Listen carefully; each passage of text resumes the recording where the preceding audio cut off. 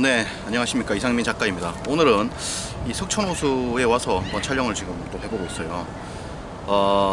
그죠? 제 소개는 뭐 패스하도록 하겠습니다. 네이버에서 이상민 작가를 검색해 보시고요. 대한민국 30대 중에서 가장 많은 책을 출판한 저입니다. 그리고 현재 이상민 책쓰기 연구소를 이끌고 있죠. 오늘은 석촌호수에 와가지고 이제 촬영을 하고 있어요. 바람도 좀 쐴 겸 해서 촬영을 좀 하고 있습니다. 오늘 드릴 말씀은 좋은 원고이나 우리 방향과 다릅니다라는 출판사 메일의 의미에 대해서 한번 이야기를 좀 해보고자 해요. 그러니까 이 메일이 날라온단 말이죠. 뭐라고 날라오냐면 좋은 원고인데 우리 방향과 다르다, 뭐 이런 메일이 날라옵니다. 이 메일의 경우에는 이 어떤 의미냐면은 여러 가지 의미가 있는데, 사실 한마디로 말하면 출판 안 하겠다는 의미예요. 출판 안 하겠다는 의미입니다. 한마디로 말하면 출판을 못 하겠다는 의미예요. 그런데 완곡하게 이제 표현을 하는 거죠. 완곡하게. 그래서 한마디로 말하면 출판을 못 하겠다는 이겁니다. 못하는 이유 중에 가장 큰 것은 뭐냐면은 가장 큰 것은 바로 판매 자신이 없다는 겁니다. 판매 자신이 없다, 이런 게 가장 커요. 책이 출판되는 메커니즘은 굉장히 다양할 수 있습니다. 굉장히 다양할 수 있어요. 굉장히 다양할 수 있지만은 결국 출판이 되고 안 되고는 그 상업적 가치가 있느냐, 다시 말해서 시장성이 있느냐 여부가 사실상 가장 큽니다.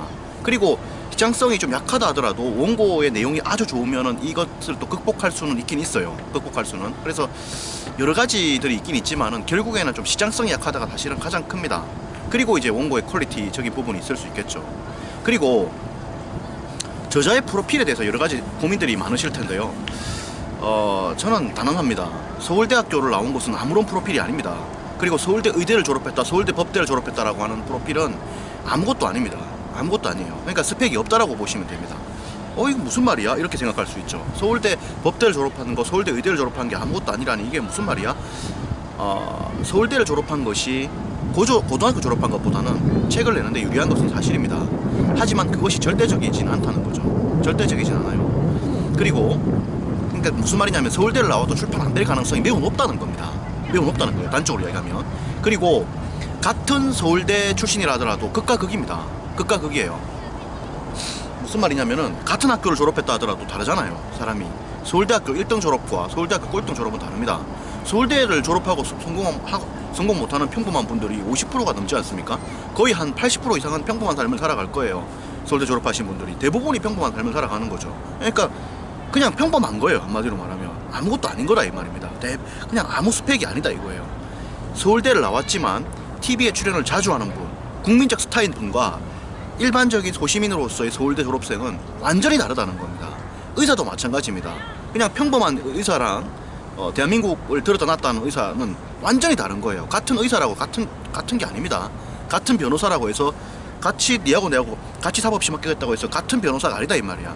무슨 말인지 아시겠죠? 그래서 너무나 큰 차이가 있습니다. 너무나 큰 차이가 있어요. 그냥 우리가 같이 서울대를 졸업했다 이것뿐이지 너무나 큰 차이가 있습니다. 그렇기 때문에 서울대를 졸업했는데 되게 큰 성공을 못했다, 이런 분들은 그냥 평범하다고 봐야 돼요, 출판계에서 볼 때.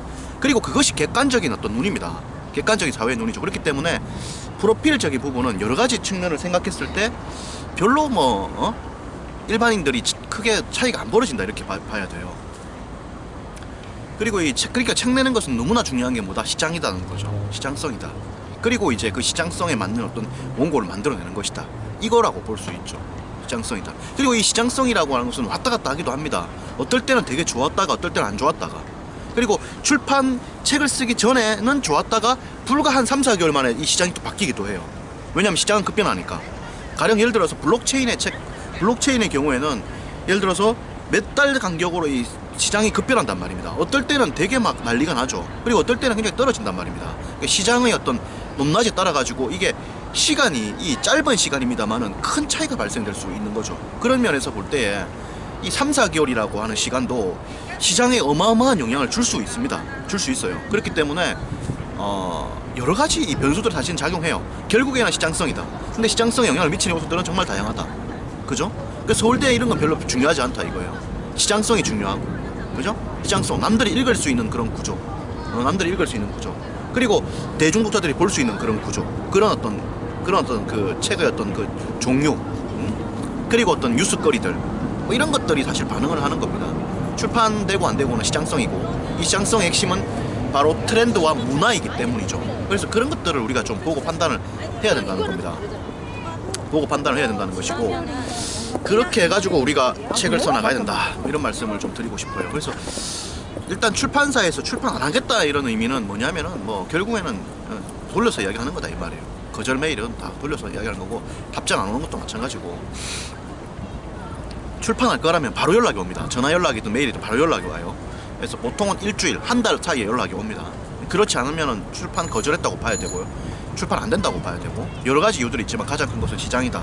그 시장에 영향을 미치는 요소들은 다양하다. 가령 예를 들어서 인플루언서, 온라인 쪽에서 인플루언서다라고 했을 때는 그 책이 뭐 잘 될 수 있는 거지. 인플루언서면은 잘 될 수 있다고, 응? 책이 잘 팔릴 수 있다는 거죠.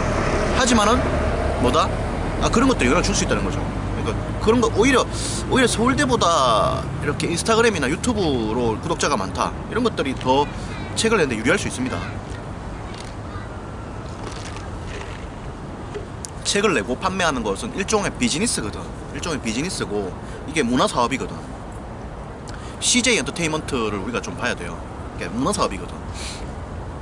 잘 되고 못 되고 이런 게 사실은 결국에는 큰 틀로 봤을 때는 시장의 구조, 사람의 생각, 인간의 본질, 이런 거하고 맞닥뜨려져 있는 것이기 때문에 그런 것들을 우리가 종합적으로 생각해가지고 접근을 해야 됩니다. 그래야 책이 잘 될 수 있다는 거죠. 그래서 일단 출판 거절 메일에 대해서 오늘 여기까지 말씀드리고, 그 정리를 해보면 뭐냐면, 출판을 좀 못하겠다, 방향이 다르다, 이런 말은 결국 거절이다, 이런 거죠. 제일 중요한 건 시장이다. 시장에 영향을 미치는 것은 다양하지만은 뭐 프로필 이런 건 중요하지 않다. 결국에는 지금 이 책이 얼마나 팔리고 있느냐, 이런 종류의 책이, 그리고 프로필이 얼만큼, 프로필보다는 어떤 뭐 온라인 마케팅이 얼마나 돼 있느냐, 원고가 얼마나 탄탄하냐, 뭐 이런 것들이 종합적으로 작용해서 책이 출판이 되고 하는 거예요. 그렇기 때문에 이 정도 말씀을 좀 드리고 하겠습니다. 오늘 밖에 나오니까 약간 산만하네, 보니까 이거 석천호수 나오니까 이거, 예? 산만해. 막 오토바이 다녀서 고 바람도 불어서 고 말이야. 응? 이거 참 빡시네. 바람 쐬러 나왔는데 아무튼 그렇습니다. 오늘 여기까지 강의하고, 그리고 그 뭡니까, 자세한 이야기를 이상민 책쓰기 연구소에 와서 이야기를 나누도록 하겠습니다. 네이버 카페 이상민 책쓰기 연구소 오시면은 제가 또 매주 일요일마다 특강을 하고 있으니까 제 특강도 한번 들어보시고, 가능하건대 특강 들어보시면은 책쓰기의 시행착오를 많이 줄일 수 있을 겁니다. 네, 그래서 또 이야기를 나누도록 하죠. 네, 오늘 여기까지 이야기하겠습니다. 고맙습니다.